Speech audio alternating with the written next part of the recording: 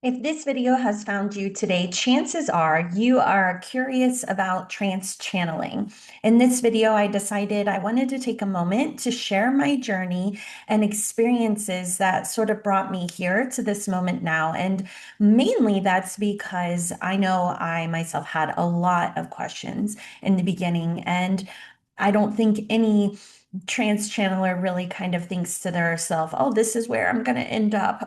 So from what I've heard through others' experiences as well, it's not always a path that you are obviously feeling drawn to. So I wanted to kind of take a moment and share my experience and hoping that in doing so, I can address different questions that I know I had in the beginning and help anyone out there that is curious to know more about this modality and what it does, why it's being used, especially right now in these times. So, where to begin? I suppose it might be helpful to give a little background to my story.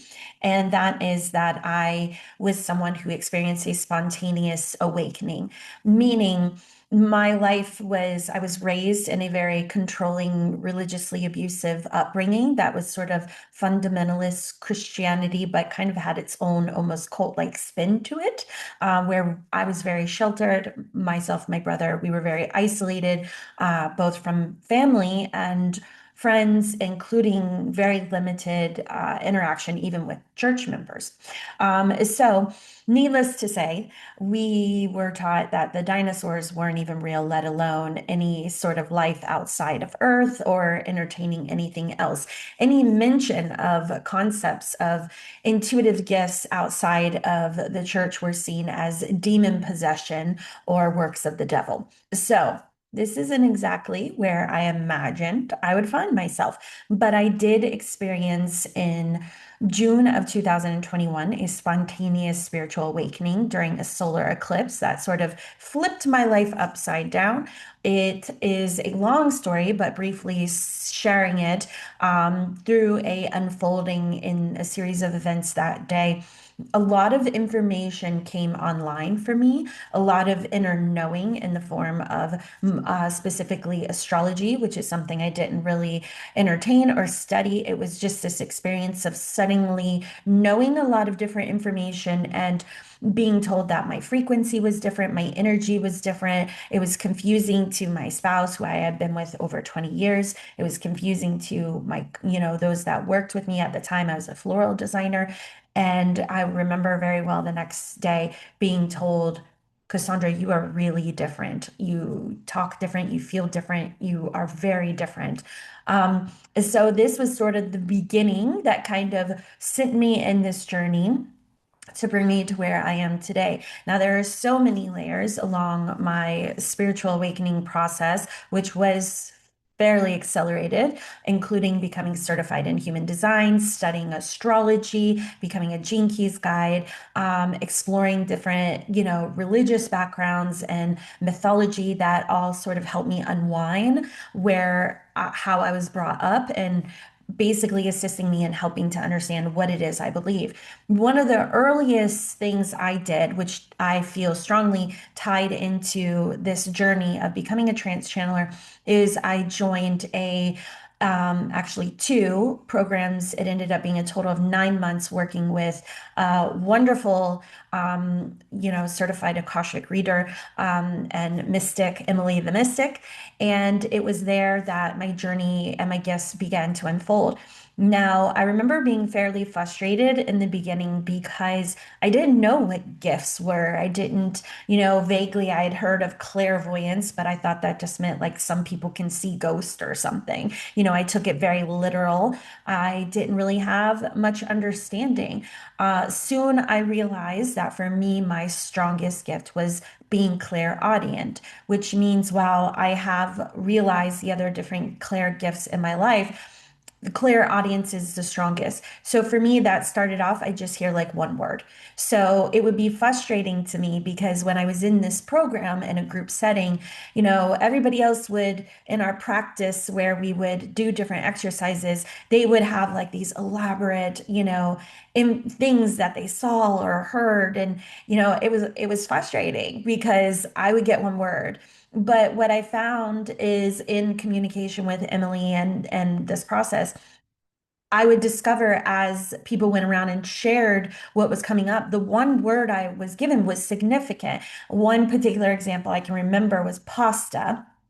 And in particular, it came up that that was a sacred tradition or a special moment within the family that they would make pasta together every week, I believe they said. Don't quote me on that, but it was this tradition. It was significant. So I was picking up the energy, but at the time, I would only hear one word, but it would be accurate. So over time, I began to trust it. I began to say, okay, we'll see.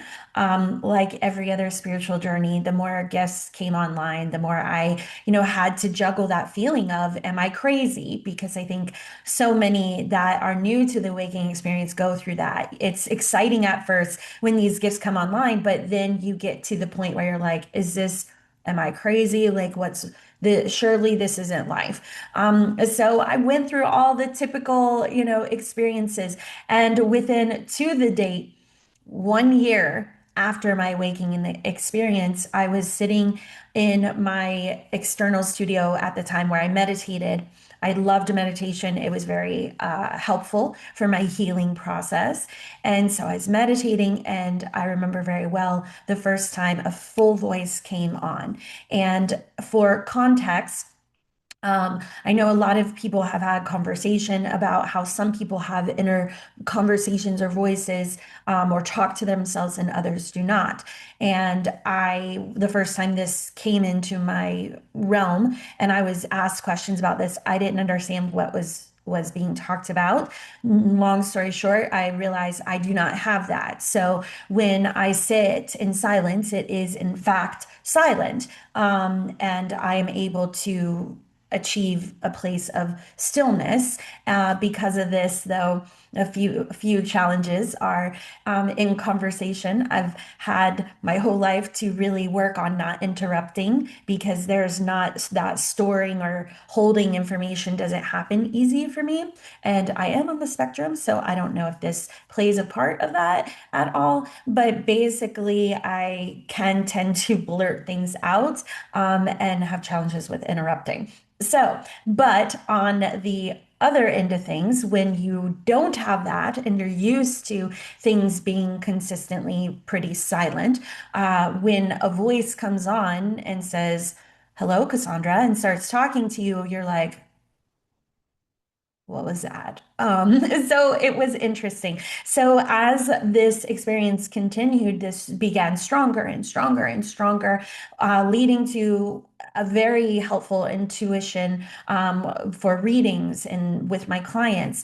I went on to become certified in Galactic Astrology, where I started reading the Akashic records, which also strengthened those gifts. And I would say, it was probably about a year and a half ago where, well, interesting enough, it probably, if I'm thinking, it was in June again of 2023. So a couple years after my awakening experience, again, I was in a time of meditation. And I can remember the weeks prior to this experience, I started having what they call, I found out and looking it up, ASMR experiences like brain tingles that were taking place in silence. There was no, normally there's videos like that have like crinkling paper or chewing gum or things like that trigger this response, which is very euphoric. Interestingly enough, there was no, I meditated in silence, so in stillness and quiet. And so at first I thought maybe something was tickling my head, but after so many times of checking, I realized, okay, this is happening internally and this is a new sensation. Well, a couple weeks later in June, around about, I started speaking light language. And And this was different for me, not completely unfamiliar. It was slightly triggering, raised in a more evangelical upbringing. So I didn't say it, I loved it, but I relaxed into learning more about it as it relates to the spiritual community and what was being expressed. So as I allowed this experience, what I noticed is I would start channeling light language and then I would actually verbalize a reply. And I easily knew who I was channeling, whether that be through sometimes, no, it was never announced. It was just an inner knowing, I would say. But I could tell the energy difference between, at the time, I would say the two energies that came through the most common were the Lyran frequency and Arcturian. But even these terms were very new to me at the time. I was not really studied in galactic astrology, but I was coming around feeling open to learning more about these energies as it relates to how they assist the collective. I also, during about the same time, realized through a mystical experience on my own in meditation, a Lyran past life where I was present in the destruction of Lyra, which was a intense experience. So these were the two energies that light language would come through, and I would speak English outwards. Now, it wasn't honestly until the last week I realized, oh, this was when trance channeling started.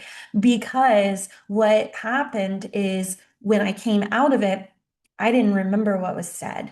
So it was like the light language was speaking. There was an energetic reply that was speaking to my soul, but my consciousness wasn't remembering. And I thought to myself, man, I need to record this so that I can know what's being said. But it sort of took a back seat. I wasn't ready at the time. It was fairly I tend to be a very logical person. And so it was kind of just a taste, and I kind of put it off, put it in the background. It wasn't anything that I was like, oh my gosh, I need to do that again. That was so awesome. I was skeptical. It was intriguing, and slightly disorienting, I would say, if I'm being honest. So I kind of put it on the back burner and it didn't come up again. Well, after that, many unfoldings happened, and in 2024, I had another mystical experience where I had a quantum jump in my life, resulting in a sudden realization that my marriage of 20 plus years was over, and new beginnings and new realizations of the life that I wanted to live moving forward. So the last year, a lot of unfolding with that has come. I got into a very beautiful relationship with another incredible human who has some of the same beliefs that I do, has understood me and the different path that I'm on, which is remarkable and not something that I was experiencing in the environment in which I was. That felt very isolating, which being an independent Aries, I thought was enough. But I realized that we are not here to go about it alone, and that there is healing and there are reasons why people come into our lives. And sometimes it does mean some seasons end. And so I started a new relationship, which I'm still with this wonderful person. We live in Sarasota. We just moved here. It's been magical. But as we were growing in our relationship, there was a point in which I spent a lot of time practicing reading in different forms. And it was interesting because some of the lessons I learned reading for a partner, which was new for me, is a lot of things. One was integrity, a feeling of realizing I have very high integrity and where I feel comfortable in being a channel, and when I know my energy frequency is able to go there, and when I'm not. Number two is lightening up. This was interesting because we had certain guides that would come through for him that felt uncomfortable to me. They were lighthearted. They weren't so serious. And this was disorienting because my religious upbringing influenced me feeling as if I was always looking upward to a higher power, wanting to be in alignment and integrity. And it felt as if I was seeing these frequencies as a hierarchy, and I was not. I was trying to behave appropriately to fall in alignment to this sacred communion, which, yes, is. But what I've found, especially through trance channeling, is we tend to do the thing where we put people up on pedestals a lot. And not that these frequencies are not higher vibrational beings, but so are we. And at the end of the day, we are here to assist, and our guides are here to guide, not to dictate, direct, force, none of these things. They're not a power to be answered to. So during this relationship, when I would be reading, a lot of these energies were being triggered to invite me to relax because I was very rigid. I was very dogmatic of sorts.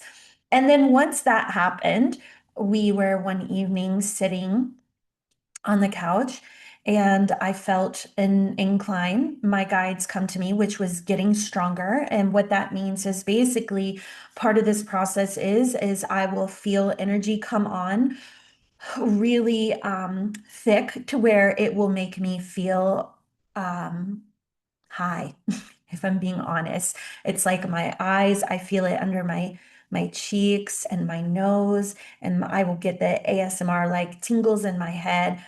And I know that that's when I'm being communicated with, or kind of that my door is being knocked at. And interesting a lot enough during this time when I was doing a lot of channeling of this sorts, and I'll talk in a moment about the difference between channeling and trance channeling.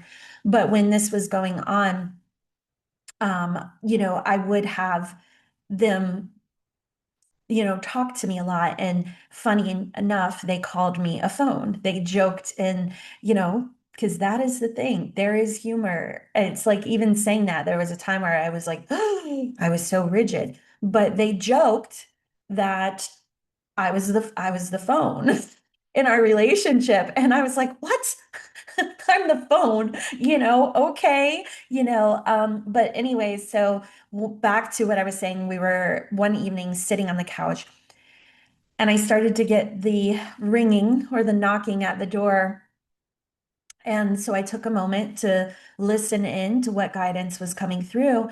And they said, it's now time for you to start channeling. And I was like, okay, well, I am channeling. They're like, no, trance channeling. This was actually very disorienting, and upsetting, because I realized in that moment part of some of the deeper lining underneath of why I put it to side so long ago. Part because I wasn't there yet, but also learning now, because when I channel, and I'll talk more about this in a second, my consciousness is receded. Like the example I gave when I was alone in the studio, I didn't realize I was channeling. And when it stops, my consciousness couldn't remember, because one difference is when you're channeling, you can look at it almost as like a three-way conversation. So there was me, there's the energy, and then there's the person you're reading for or giving the information to. So if you can kind of visualize it like that moment where you may have a friend and you're like, ooh, tell him this, and they're like, tell him what happened, like, tell him this. And then you take that information and you're relaying it. So it's kind of like a swirl of that sorts, which even that humanly can, if you close your eyes and visualize that experience, you can visualize how that can be disorienting. You can picture yourself, okay, just a second, and then feeling like, okay, how do I communicate this? And so there's been a lot of, learning, I would say, as a channeler, to how to be in integrity, how to relay the information, because at the end of the day, I'm receiving the information and vocalizing it. But if there's question, I need to make sure I'm in absolute great clear energy to be between the information. Well, when you are trance channeling, you are tuning into that frequency instead, and you are allowing your consciousness to recede, and then you are allowing the energy to speak through you. So, this can be a lot easier. It takes out that back and forth. Trying to think of a relatable human example, I would say if you were a advocate for something that you spoke on, where you would go up and deliver the information. There wasn't the back and forth between multiple parties. It would be just flowing through you. But instead of it being you, it's actually a different energetic frequency. So your consciousness is there always, but it is receded. And so adding another piece of this, trying to stay on track, but just real quick, adding another piece of this, how I would describe it for those curious, it's different for everybody.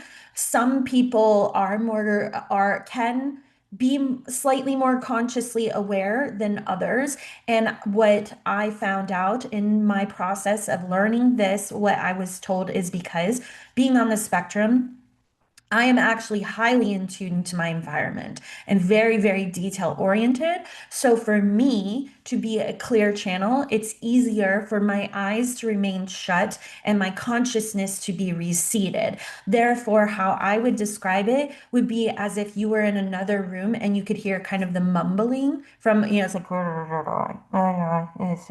so it kind of sounds like mumbling. It's you're aware that there's conversation taking place, but you're not coherent enough. Like as if you were another example of you're half awake and you're groggy and someone's talking to you and you're not quite there yet. So someone's talking, but it's kind of like, what did you say? You're not really digesting it. So that is how I would describe the differences between channeling and trance channeling. Okay, I'll talk a little bit more about that in a second, but going back to my story and example. So in this moment, what happened was that basically I was told, okay, it's go time, let's go. Unfortunately, I did not have a positive response and it was very triggering. One of the reasons why is my family history is that both my grandfather and my mother are most likely very psychic and very gifted. This has been put towards religion, which of course it's easier to have gifts in a religious place because, if you're in the house of God and you're channeling, then you're a prophet, where the religious community can often see the same energy on the other side of it as being of the devil or not of high quality because it's not under the blanket of the church. So because of this, there were a lot of layers that I went through healing of that helped me become clear old energy that allowed me to relax more into the ability to channel. Now, that said, I wouldn't say it was a easy start for sure. The first few times I channeled, it was hard to relax. So that's kind of the story to get to this point. So the next things I want to talk about is just from the perspective of if you're listening to this and you may hear similarities in some ways of your own experience or where you're being called toward, and you may have questions as I did and so many others do. So I just wanted to share my experience. I would say that one thing, my nose tickles, sorry.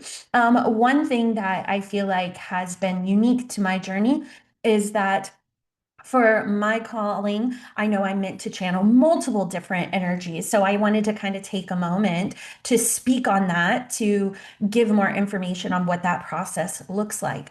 So going back to, like I said, let's explore questions. So I was in this position and they said, my guide said, start channeling more. They encouraged me to start doing the YouTube videos where I was channeling live.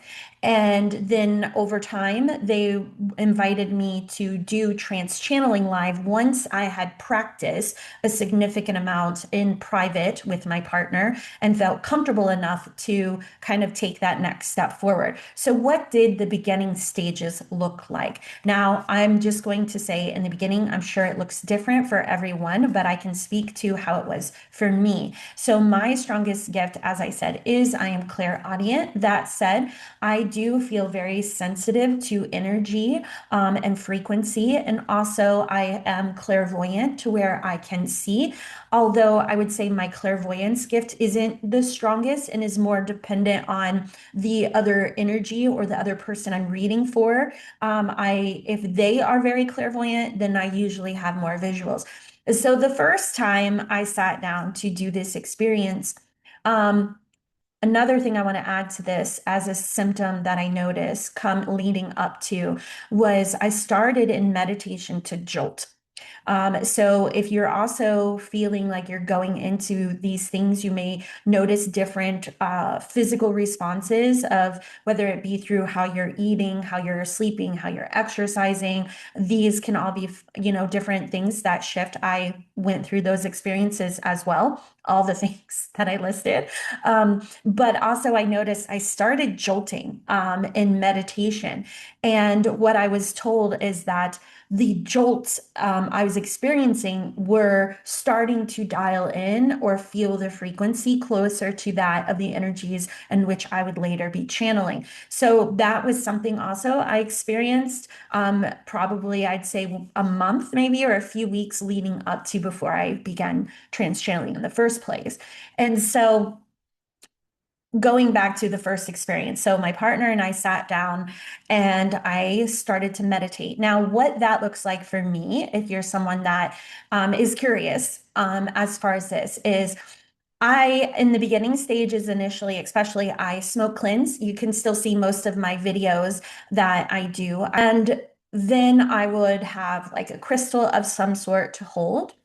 And then I would usually enter into a relaxed state of meditation, which is something I've always been able to kind of go into pretty easily, which is always interesting for me because when you look at your journey, often it's funny to see how the little things you didn't think much of ended up all contributing to where you're going. And so for me, I can enter into a very relaxed state through meditation. So this is what I did. I would call upon Archangel Michael, who is one of my guides, and I would call upon my spirit guides and guardian angels. I tend to call a lot of people in at first, just because this felt comfortable, I would say, for me. And then as my consciousness relaxed, and I went deeper and deeper and deeper into a meditative state, what it looked like for me in the beginning, especially, was I would then see the face of a being come up like it was face to face, eye to eye, almost nose to nose, touching, and it would look at me. And in the engagement with the visual of the being, I would feel into their energy, which is something I've learned more about myself through trance channeling, that I am sensitive and able to somehow read energetic signatures. So this is where I would pick up what energy frequency it was. Then once I could identify what energy frequency it was, and I felt at peace and harmony, I would then allow the energy to use, to come through, to speak through me. And so it was a process, especially in the beginning, it was very detailed. And I think this is because I was learning as I've channeled now over 20 some odd different frequencies. They all have their unique way of interacting, or this introduction period with me to commune and receive permission. And so in the beginning, though, it was very detailed, and the energy basically, as I gave permission, would feel like it would merge together. And as it merged together, the hardest thing was for me, and this is the part I definitely wanted to mention, is the hardest thing for me is I gave permission. But even though gave permission, your channeling comes from the throat chakra. So even though I gave permission, it was like there was a requirement of me to open my mouth and speak the first few words, a couple words or sentence they gave me. So it was like if you were to imagine announcing someone like in the olden days that entered the room, it would be like, and here is Miss such and such, it kind of feels like that. So what would happen is I assumed that there would just be an instant takeover of sorts. And for some, I don't know, that may be the case. But like I said, this is why I'm sharing my experience because this was something that was uncomfortable at first because I thought, well, I shouldn't be conscious to say an introduction or to say the first couple words. But the more I fought it, the more the energy would say, speak, speak, speak. And finally, after a few times talking to my partner, we realized that this was part of that process of permission. And so, usually, after they connect with me and I feel their energy, I'll hear a couple words like, it's nice to see you. It's nice to speak with you. I am here. And it'll just usually be of like three, four words. That's all. But once that happens, then my consciousness is receded and I can't say anything else that happens onward from that point. And so this is what my experience has been with connecting to different beings. And like I said, they all are different and unique. For example, one of my favorites is an energy frequency from Lemuria, which has said that while it is a group frequency, it enjoys being referred to as grandmama, which not all of the collective energies I channel feel that way. But this energy frequency does. And so this energy, whenever grandmama comes, most of the time she kind of takes me visually into a very tranquil place with water. It's very nurturing and grounding and soothing. Because of this, I would say of all the different energies I've channeled, my energy is probably the most grounded with her. I don't tend to jolt as much. Another favorite is the Hadarians, which is also another very loving frequency from Beta Centauri. When they come in, they take me on visual journeys too. So they'll usually show me something of their planet, their place. And the first time their energy came through, they showed me aspects that I recalled from my own soul's journey of a past life there to help me say, to help say to me, this is safe. We know you. We see you. And in that particular first experience was beautiful because they took me by the hand and they took me to their people, which were all gathered. They're very communal people. They were all gathered together and they had me sit down with them. And when I did, that's when my consciousness receded. And my partner later shared that they shared the details of that experience and told him that I was sitting there among their people and they were, kind of with me in that experience. And so some energies I don't get as much visuals, I'll just get a little bit. But basically, my point is for me, the process is there's usually some sort of meeting of energy to say hello, like we would like to speak. Is this allowed? And then I grant permission. And then after about 3 words, 4 words, then the energy, completely speaks forward and my consciousness recedes.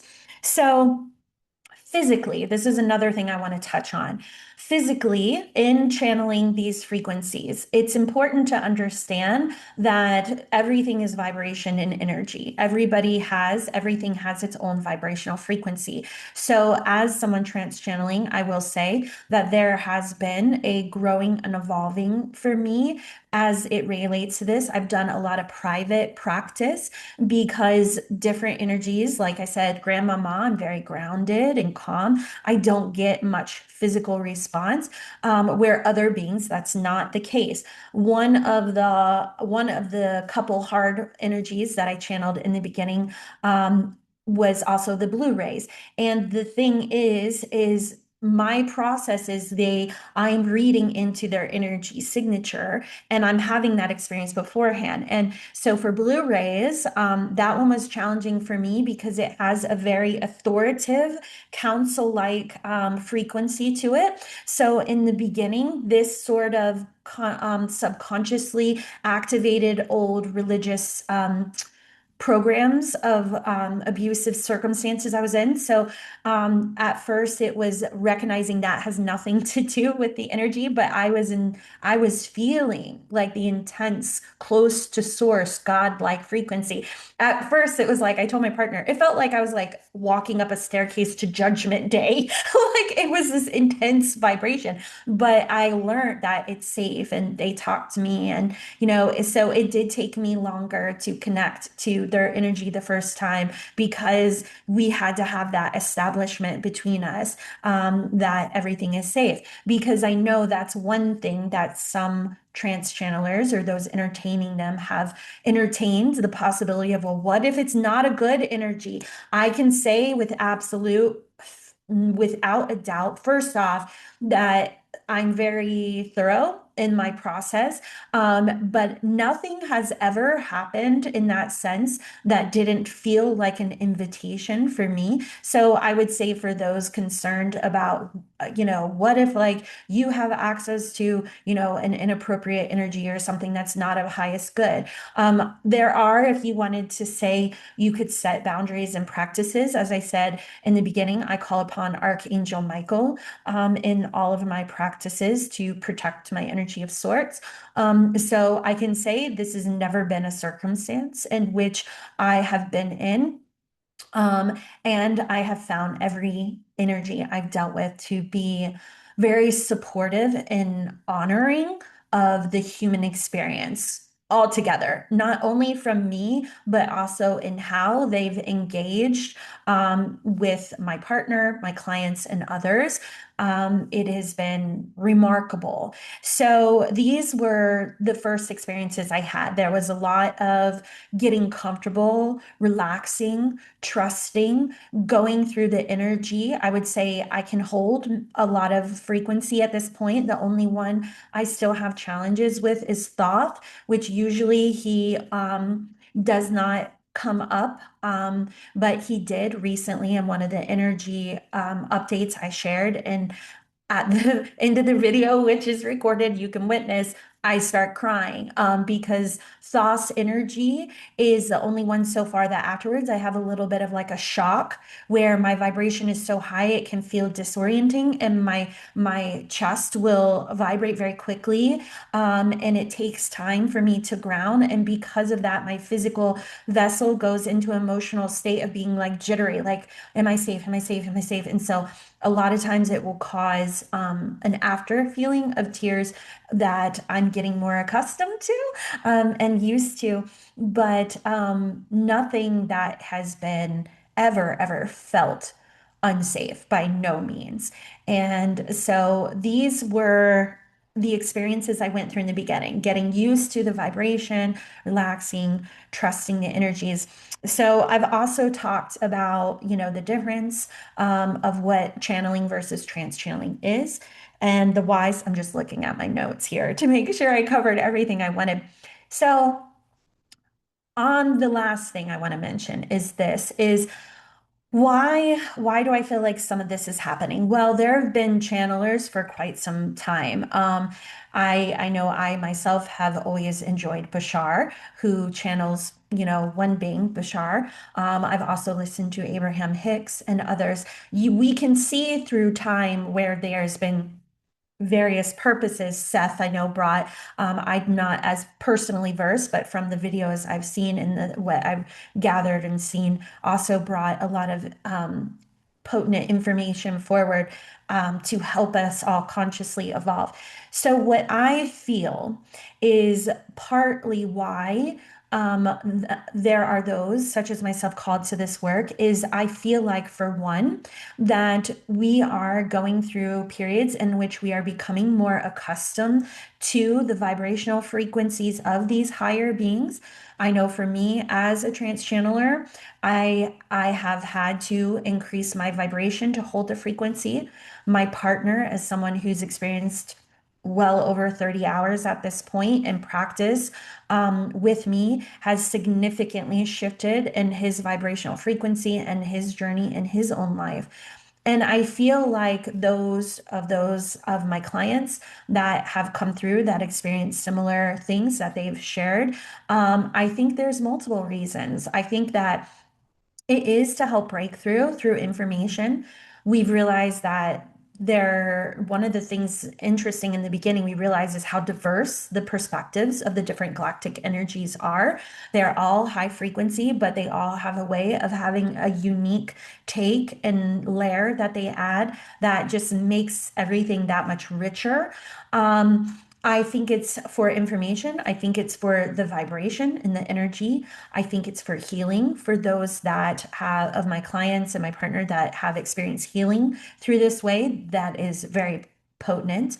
And I think it's preparing us for holding the frequency of beings when they are more among us. Also, I think it is a way of introduction for us to become more familiar with these races of beings. Like, I said the Hadarians. I know we hear a lot of the Palladians, but there are so many different galactic races and frequencies that we may be less familiar with. And it is a way of introduction of sorts and becoming more used to the energy frequencies. So this is my take on this. And I'm hoping that for those of you that have felt a nudge towards this direction, I hope this offered some insights on some of the different layers in which you may be curious or have questions. And yeah, I think this was very thorough. Thanks for listening. If you are wanting to read more about the different energies I do channel, I know I mentioned a couple of them in this video, but you can click the link in my description and check out my site where I give a little kind of sentence to describe the different energies. They're not all there, but a lot of them are on there that you can check out. And if you are interested in learning more about this, or having a one-on-one experience with me, you can check out my one-on-one trance channeling sessions. The link will be in the comments and in the description. And finally, if you are in Sarasota, Florida, I am working more locally, and I have big dreams of someday, hopefully, traveling to other places and meeting other interesting people. That would be fun. But if you are local and you're curious about having an experience with me in person, please reach out and we can arrange that. So thanks for watching. Feel free to subscribe if you would like to find more about me and my trance channeling. And until next time, bye.